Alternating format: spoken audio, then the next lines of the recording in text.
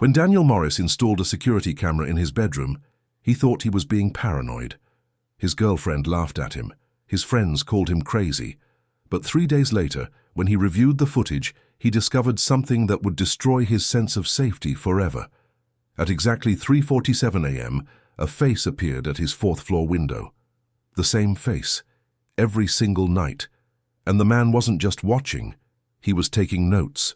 Before we continue, make sure to subscribe to the channel and leave your like, because the ending of this story will shake you in ways you never imagined. And tell me in the comments, from which city are you watching this story? This is the story of Daniel Morris, a 28-year-old software developer who moved into apartment 4B at the Riverside Complex in Portland, Oregon, searching for a fresh start after a difficult breakup. What he found instead was a nightmare that would follow him for the rest of his life. The apartment seemed perfect. Modern building, good neighborhood, natural light flooding through large corner windows that overlooked the parking lot and the forest beyond. The rent was surprisingly affordable, which should have been the first warning sign. Nothing that good comes without a price. Mrs. Chen, the landlord, was a sweet woman in her 60s who handed over the keys with a warm smile. "You're going to love it here," she told Daniel. "Very quiet building. Everyone keeps to themselves." That phrase, "keeps to themselves," would take on a sinister meaning soon enough. On his second day, Daniel met his next-door neighbor while carrying boxes up the stairs. Arthur Brennan stood in the hallway, blocking his path. Late 40s, maybe early 50s, with thinning grey hair and pale blue eyes that seemed to look through people rather than at them. He wore a cardigan despite the July heat, and his hands were small and delicate like a pianist's hands. "You must be the new tenant," Arthur said, his voice soft and unnaturally measured. Arthur Brennan, 4A.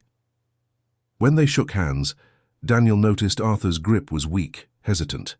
His palm was ice-cold despite the summer heat outside. "Welcome to the building," Arthur continued, his smile stretching just a bit too wide, holding just a moment too long. "If you ever need anything, I'm right next door." Daniel thanked him politely and continued to his apartment, thinking nothing of the encounter.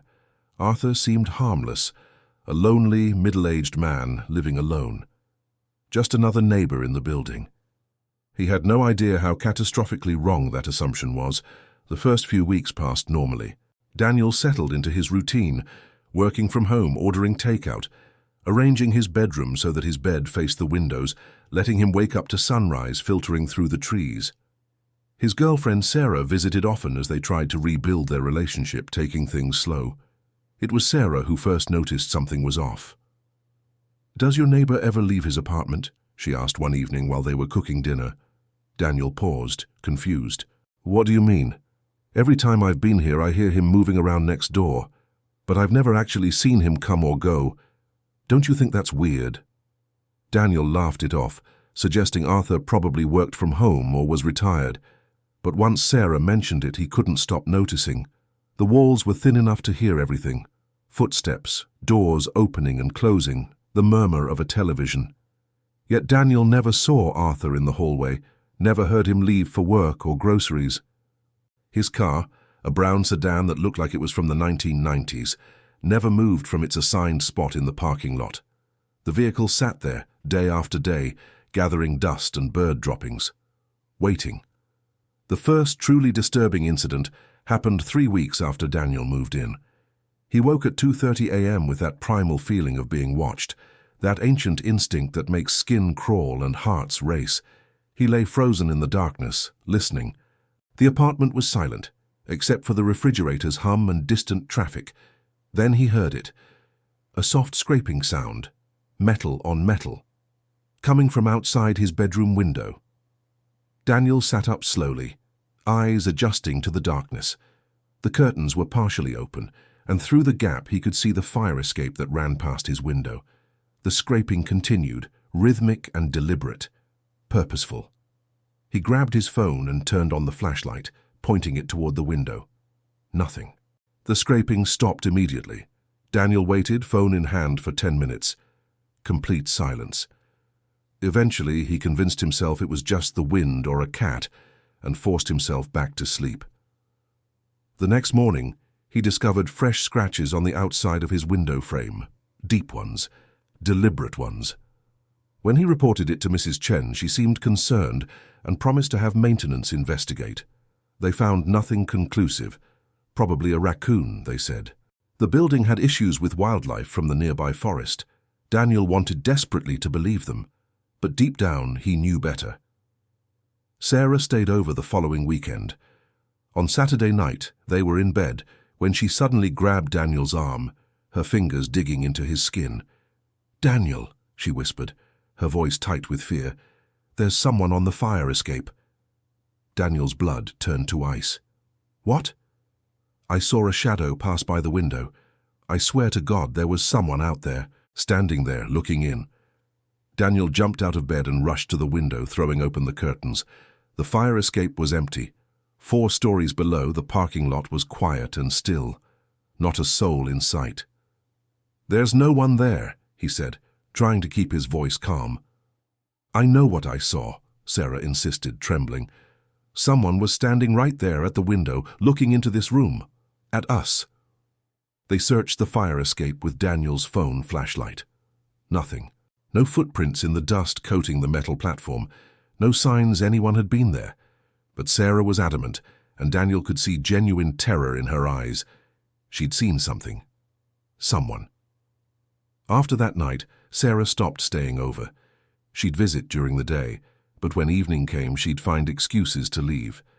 Daniel noticed but said nothing. Part of him understood. Part of him was relieved he didn't have to worry about her safety, because by then, things were escalating. Small incidents at first, things Daniel tried desperately to rationalize away. He'd come home to find his apartment door slightly ajar, even though he was certain he'd locked it. He'd triple-check the lock, test the door, but the next day it would happen again.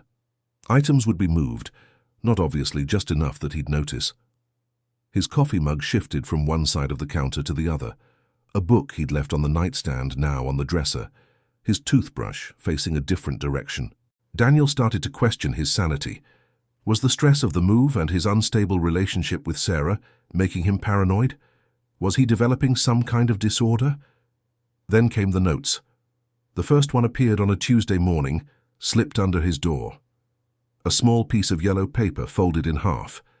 Daniel almost threw it away with the junk mail, but something made him open it. In neat, precise handwriting, it read, "You look peaceful when you sleep." Daniel's hands began shaking. He read it again, hoping desperately that he'd misunderstood. But no, the message was crystal clear and deeply disturbing. Someone had been watching him sleep. Someone knew what he looked like in his most vulnerable moments. He immediately went to Arthur's door and knocked hard. No answer. He knocked harder, calling out, "Arthur, we need to talk. Now." Nothing. But Daniel could hear movement inside. Footsteps, something heavy being dragged across the floor. Arthur was home. He was choosing not to answer. Daniel reported the note to Mrs. Chen. She seemed genuinely troubled and promised to speak with Arthur. When Daniel asked if there had been any previous complaints about him, Mrs. Chen hesitated just a moment too long before saying no. That tiny hesitation revealed everything Daniel needed to know. He wasn't the first. The second note appeared 3 days later. "You changed your sheets. I like the blue ones better." Daniel's stomach dropped. He hadn't told anyone he'd changed his sheets. His family didn't know. Sarah hadn't been over. The only way someone could know that detail was if they'd been inside his apartment or had been watching through his window. Watching closely. Paying attention to every detail of his life. That's when Sarah insisted on the camera. "You need proof," she said during a phone call. Unlike Daniel's friends who dismissed his concerns as paranoia, Sarah believed him immediately. She'd seen the shadow at the window. She understood the fear. "Install a security camera in your bedroom. If someone's watching you, you'll catch them on video. Then you can go to the police with evidence." "I don't know if I want to know the truth," Daniel admitted, his voice barely above a whisper. "Daniel, this is serious. This is stalking. This is criminal. You need evidence. You need protection." She was right, and Daniel knew it. That evening he ordered a small wireless security camera online, one with night vision and motion detection. It would arrive in 2 days. In the meantime, Daniel made sure every window was locked, every curtain drawn tight, every door secured. He barely slept those 2 nights. Every creak became a footstep, every shadow became an intruder, every ambient noise became a potential threat. Arthur's movements next door seemed louder, more deliberate, pacing, back and forth, back and forth. Was he angry that the curtains were closed? Was he planning something? The camera arrived on Thursday afternoon.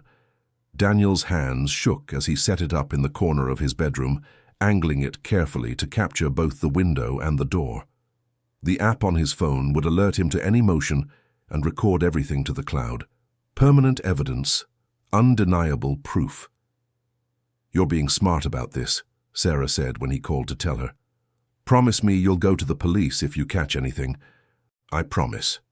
That night, Daniel left the curtains slightly open, just enough to give the camera a clear view of the window. He felt like bait in a trap, like prey waiting for a predator. But he needed answers. He needed to know if he was losing his mind, or if his worst fears were real. Sleep came in fitful bursts. Around 3 a.m. he found himself jolting awake at every sound, checking his phone obsessively for motion alerts. Nothing. By morning, Daniel felt exhausted and foolish. Maybe he really was paranoid. Maybe the notes were just a prank from some bored teenager in the building. He checked the footage anyway. Nothing unusual, just Daniel tossing and turning, getting up twice to check the window, his anxiety visible even through the night vision green glow. Friday night was the same. Nothing but his own restless sleep captured on camera. Saturday night, Sarah came over. She wanted to stay to support Daniel, but also because part of her wanted to witness what might happen. They needed closure, one way or another. They went to bed around midnight, both tense and alert, lying in the darkness and listening. At 3:47 a.m., Daniel's phone buzzed with an alert. Motion detected. He grabbed the device so fast he nearly dropped it. Sarah woke immediately, sensing his panic. "What is it?" she whispered. "Motion alert." Something triggered the camera. They huddled together, faces illuminated by the phone's blue light, and watched the live feed. At first, they saw only their empty bedroom rendered in the night vision's eerie green glow. Then, slowly, like something emerging from deep water, a shadow appeared at the window. Sarah gasped, her hand flying to her mouth. Daniel felt his heart stop completely. A face emerged from the darkness outside the glass, pale and ghostly in the infrared light, pressed against the window like something from a nightmare. Arthur Brennan stood on the fire escape, 4 stories above the ground, at nearly 4 in the morning. But what made Sarah grab Daniel's arm so hard her nails drew blood wasn't just that Arthur was there. It was what he was doing. He was holding a small notebook and a pen, writing, taking notes while he stared into the bedroom, his dead eyes fixed on the bed where Daniel and Sarah slept. They watched in frozen horror as he scribbled something down, looked back at the sleeping forms in the bed, both facing away from the window in the recording, and wrote more notes. He did this for 7 minutes, 7 eternal minutes of watching, writing, watching, writing.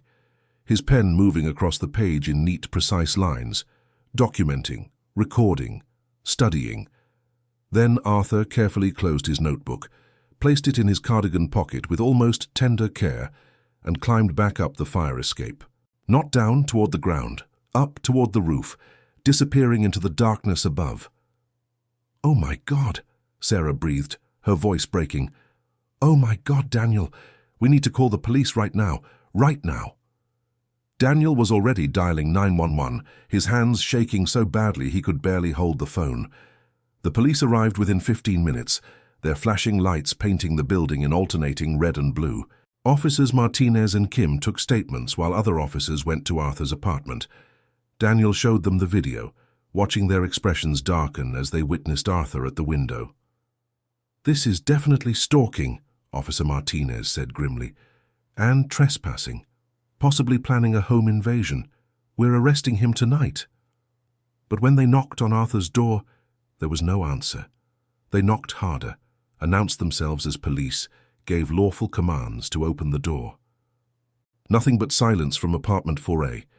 Mrs. Chen arrived within minutes, wrapped in a bathrobe and clearly distressed. "He's a quiet tenant," she kept repeating, as if trying to convince herself. Never any trouble. Always pays rent on time. I don't understand. The officers used her master key to open the door to apartment 4A. The smell hit them first. Even from the hallway, Daniel and Sarah could detect it. Stale air, rotting food, and something else. Something chemical and fundamentally wrong, like decay mixed with disinfectant. "Stay back," Officer Martinez ordered sharply as they entered with flashlights drawn. What they found inside would fuel Daniel's nightmares for the rest of his life. Arthur's apartment was a mirror image of Daniel's in layout, but there all similarities ended. Every single window was covered with blackout curtains and aluminum foil, turning the space into a lightless cave. But the walls were the truly horrifying part. They were covered, floor to ceiling, with photographs of Daniel, hundreds of them, maybe thousands. Daniel walking to his car, Daniel at the grocery store, Daniel at the coffee shop down the street. Daniel through his windows, cooking, watching TV, working at his computer. Daniel sleeping. So many photos of Daniel sleeping, taken from different angles, different nights, different positions. A chronicle of his entire life since moving into the building, documented in obsessive detail. Officer Kim called for backup immediately, her voice tight with barely controlled horror. But the bedroom was somehow worse than the walls of photographs. Arthur had recreated Daniel's bedroom, not approximately, exactly. He'd bought identical bedding, the blue sheets mentioned in his note, the same nightstand from the same furniture store, the same lamp, same alarm clock, same everything. And in the bed lay a mannequin, dressed in clothes that matched what Daniel typically wore to sleep. Above this disturbing recreation hung dozens of notebooks, pinned to the wall in neat rows, like trophies, like art. Officer Kim carefully opened one with gloved hands and began reading. Within seconds, her face went ashen. "Mr. Morris," she said quietly, not looking at him, "I think you should wait in the hallway." But Daniel had already glimpsed some of the entries over her shoulder. Detailed logs of his activities, his routines, his habits, times he went to bed and woke up, what he wore, what he ate, how many times he checked his phone before sleep, whether he locked his door once or twice, whether he closed his curtains completely or left them slightly open. Every detail of Daniel's life recorded with scientific precision, and theories. Page after page of increasingly unhinged theories about Daniel, about his life, about what Arthur called our connection. He'd written about how they were meant to be together, and how he was learning everything to become the perfect companion, how Daniel would eventually understand, how everyone else had failed to see Arthur, but Daniel would be different. Daniel would finally see him back. There was a detailed plan written with the care of someone planning a wedding. Arthur had been preparing to break into Daniel's apartment, not to harm him, the police theorized later, but to lie down next to him while he slept, to practice being together, to finally make their connection physical. The final entry in the most recent notebook, dated the previous evening, read, "He installed a camera. He knows I'm watching. Tomorrow night, I'll have to accelerate the timeline. Can't let him reject our connection like the others did. Must make him understand before he leaves me like everyone else does, before I become invisible again." The investigation revealed Arthur Brennan's history. 2 previous restraining orders from other tenants in other buildings. Mrs. Chen hadn't known. He'd used a different name on the lease application, passing a background check through careful identity manipulation. A sealed psychiatric record from a hospitalization 5 years ago. Multiple prescriptions for antipsychotic medications that hadn't been refilled in months. But that night, as police combed through his apartment of horrors and called in forensic teams, Arthur Brennan was gone. Vanished. His car still sat in the parking lot, covered in dust. His wallet and phone remained on his kitchen counter, but he had disappeared like smoke. They found the roof access door unlocked, standing open to the night. Muddy footprints leading to the edge of the building, but no body below. No evidence of where he'd gone or how he'd left. For 3 days, a massive manhunt consumed Portland. Police checked security footage from the building and surrounding area, finding nothing useful. They searched the woods behind the complex with dogs and drones. They interviewed every tenant in the building, discovering that several others had complained about feeling watched, about strange sounds on the fire escapes at night, about items moved in their apartments. The building had been living with a stalker for months, possibly years, attributing their collective unease to random crimes, never realizing one of their own was responsible, never understanding they'd been living next door to a monster. On the fourth day, a hiker found Arthur Brennan's body in the woods 2 miles from the apartment complex.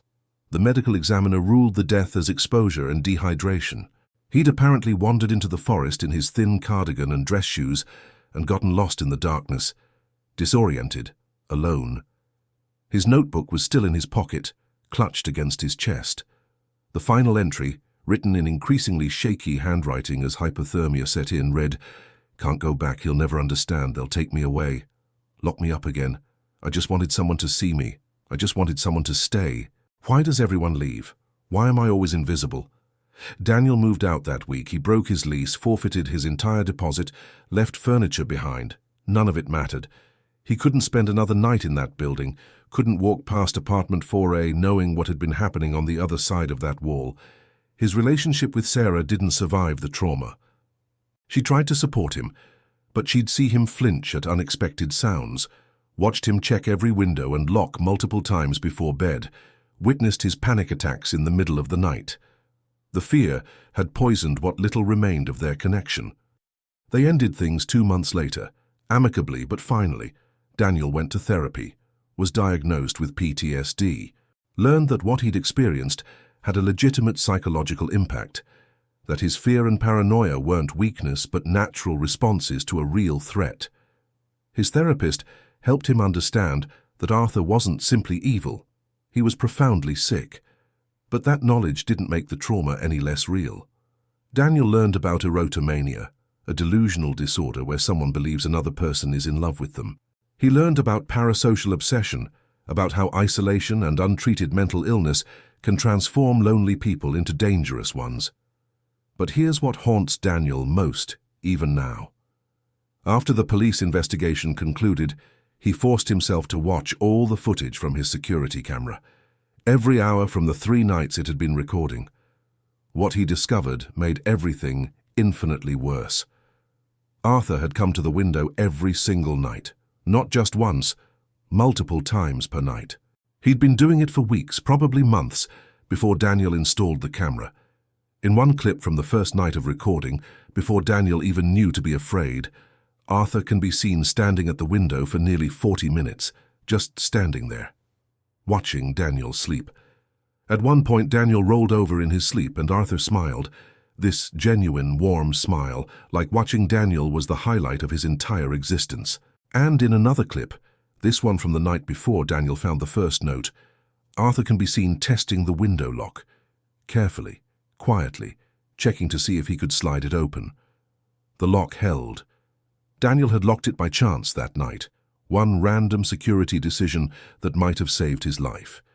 The police detective told Daniel later that he'd been extraordinarily lucky. Based on the timeline in Arthur's notebooks and the progression of his plans, Arthur had intended to enter Daniel's apartment the Monday after he was caught on camera. He'd written detailed instructions to himself about how to pick the window lock, what tools to bring, what to do if Daniel woke up, what to say to make Daniel understand. "Understand what?" Daniel asked, though part of him already knew the answer. "That he loved you," the detective said quietly. "In his mind, you two had a deep relationship, a connection. He was just waiting for the right moment to make it real, to make you see him the way he saw you. Daniel lives in a different state now, a first-floor apartment, no fire escape, bars on all the windows, an extensive security system with cameras covering every possible angle. His new neighbors think he's paranoid, maybe even crazy. They have absolutely no idea. Because here's the thing that still keeps Daniel awake at night, the detail that transforms this story from a simple tale of stalking into something far more disturbing. Arthur's car never moved from that parking lot after his disappearance. His wallet and phone were left behind in his kitchen. He'd walked away from his entire life with nothing but the clothes on his back. But when police fully processed his apartment, going through every drawer and closet and hidden space, they discovered something was missing. His latest notebook. The one he'd been holding at Daniel's window that final night. The one with his most recent observations and plans, his most current thoughts about Daniel and their connection. They found his body with a notebook, yes, but it was an old one from months earlier. The current notebook, the one with whatever he'd been writing during those final 7 minutes at the window, was never recovered. Sometimes Daniel tells himself it was dropped in the woods.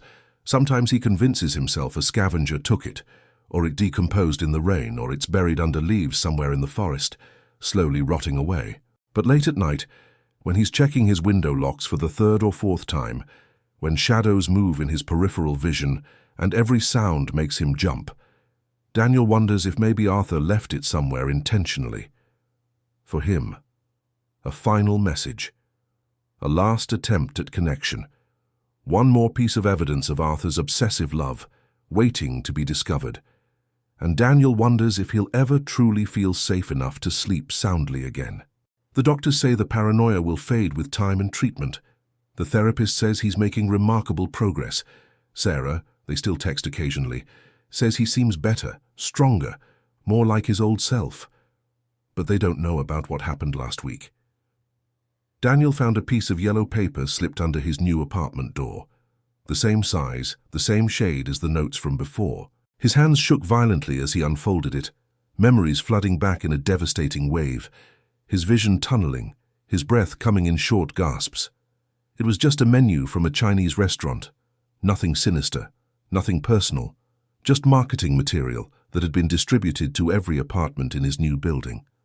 But for one eternal moment, just one horrible, crystalline moment, Daniel was back in apartment 4B, reading those words in neat, precise handwriting.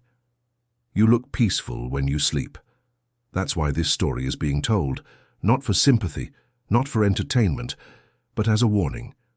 Because Arthur Brennan seemed harmless. He was polite, quiet, kept to himself, the model neighbor. But behind his door, in the darkness of his isolated existence, he built an entire fantasy life around a stranger, around Daniel. And the most terrifying part, we'll never know when it truly started. Was it the day Daniel moved in? The day Arthur first saw him? Or had Arthur been watching the apartment for weeks, waiting for someone specific to move in, waiting for someone who matched whatever criteria existed in his fractured mind? Mrs. Chen revealed, during a tearful conversation months later, that the previous tenant in apartment 4B had been a young woman who'd broken her lease suddenly. She'd complained about feeling watched, but had no proof, no evidence, nothing concrete. She'd moved out in the middle of the night, forfeiting her deposit, leaving furniture and personal belongings behind in her desperate need to escape. Daniel tried to find her, to reach out, to compare experiences, but she'd disappeared completely, changed her number, deleted all social media, left no forwarding address. She'd known to run and never look back. She'd trusted her instincts and survived. Daniel wishes he'd done the same. Instead, he stayed. He questioned his own fear. He rationalized the warning signs, and he nearly paid the ultimate price for that hesitation. The police investigation eventually revealed more, much more. They'd found earlier notebooks in Arthur's apartment, notebooks dating back years, references to other connections that didn't work out. Other apartments, other tenants, other people who'd felt watched and dismissed it as paranoia. Arthur's notes were often vague, using nicknames and physical descriptions rather than real names. But the pattern was clear. He'd done this before, multiple times. The detective said they're still investigating, trying to identify potential other victims. But it's difficult. Most people who feel watched don't report it. Most people convince themselves they're being paranoid. And Arthur was careful, methodical, patient. He'd studied people for months before escalating. He'd learn their routines, their habits, their vulnerabilities. He'd wait for the perfect moment. Somewhere out there are people who lived near Arthur Brennan in his previous apartments, people who felt scared, who felt violated, who felt that crawling sensation of being observed. They dismissed it as paranoia or stress. They never knew how close they came to being in his notebooks, his photographs, his obsessive plans. They're the lucky ones. They'll never know the truth. But Daniel knows. And now you know. So tonight, when you go to bed, check your windows, check your locks. And if you feel that crawling sensation on the back of your neck, that primitive warning that you're not alone, that ancient instinct that something is watching, don't ignore it. Don't rationalize it away. Don't convince yourself you're being paranoid. Because somewhere in some apartment building, in some quiet complex where everyone keeps to themselves and neighbors remain strangers, there's another Arthur Brennan. And he's watching. He's always watching, waiting for his moment, waiting for his connection, waiting for someone to finally see him back. 6 months after Daniel first shared his story, something happened that made everything infinitely worse. He received a package, no return address, postmarked from Portland, Oregon, sent 3 months prior, apparently stuck in some mail processing center before being forwarded to his new address through a series of automatic redirects. Inside was Arthur's missing notebook. Daniel should have thrown it away unopened, should have burned it without reading a single word, should have taken it directly to the police, but he couldn't. Some terrible compulsion, some need for closure or understanding made him open it. The final entry was dated the night Daniel caught Arthur on camera, after Arthur climbed away from the window, before he disappeared into the woods to die alone. It read, "Daniel saw me tonight. He finally saw me. But he was afraid. He was so afraid, and that's wrong. That ruins everything. I never wanted him to be afraid. I just wanted him to see me back, to understand that someone cares, that someone pays attention, that someone thinks he's worth watching. But I've ruined it now. I've become the monster when all I wanted was to be seen. All I wanted was to matter to someone. I'm going to leave now, going to disappear so he can feel safe again. That's what you do when you love someone. You give them what they need, even when it breaks you, even when it means becoming invisible again. But I need him to know something, even if he never reads this. He's not alone. He was never alone. Even now, even after I'm gone, someone saw him. Someone watched over him. Someone cared enough to pay attention to every detail of his life. Maybe that's not love. Maybe that's sickness. The doctors always said I couldn't tell the difference. But it felt like love to me. Daniel, if you ever read this, know that you were seen. Truly seen. Every beautiful, mundane moment of your existence. Someone bore witness. Someone thought you were worth documenting. And maybe that's all any of us really want. To be seen, to matter, to exist in someone else's mind as more than a stranger. I hope I gave you that at least. I hope my absence brings you the peace my presence couldn't. I'm sorry for the fear, but I'm not sorry for watching. You were beautiful to observe. The notebook also contained detailed drawings, Daniel's apartment rendered with architectural precision, his daily routines mapped out like scientific diagrams, his face from dozens of angles, sketched with unsettling skill, and on the final page a large drawing of Daniel sleeping, rendered in careful, precise detail that suggested hours of observation. Underneath, in that same neat handwriting, peaceful, finally peaceful. I hope I gave you that at least. I hope my absence brings you peace. Daniel burned the notebook that night, watched it turn to ash in his fireplace, every page curling and blackening and disappearing. But he can't burn the memory of those words, those drawings, that final plea for understanding. Arthur Brennan was sick, dangerous, traumatizing. He violated Daniel's privacy and safety in the most profound way possible. But he was also human, desperately lonely, fractured by mental illness. And in his broken mind, watching Daniel, documenting him, obsessing over him, that was his twisted version of love. It doesn't excuse anything. It doesn't make what he did acceptable or forgivable. But it complicates the narrative, makes Arthur less of a simple monster and more of a tragedy. A human tragedy that happened to destroy other human lives in its wake. And somehow, that makes everything worse, because Daniel can't just dismiss Arthur as pure evil. He has to grapple with the reality that somewhere in Arthur's disturbed thoughts, he genuinely believed he was showing care, that his violation of Daniel's most private moments was, in his fractured understanding, an act of devotion. Daniel's therapist says this is the final stage of processing trauma, seeing the complexity, the humanity in the person who hurt you. She says it's a sign of healing, It doesn't feel like healing. It feels like a weight Daniel will carry forever. So this is where the story ends, not with neat resolution or justice served or closure found, but with messy, complicated truth. The truth that predators aren't always strangers in masks or monsters in horror movies. Sometimes they're lonely people who've lost the ability to distinguish care from obsession, love from possession, attention from surveillance.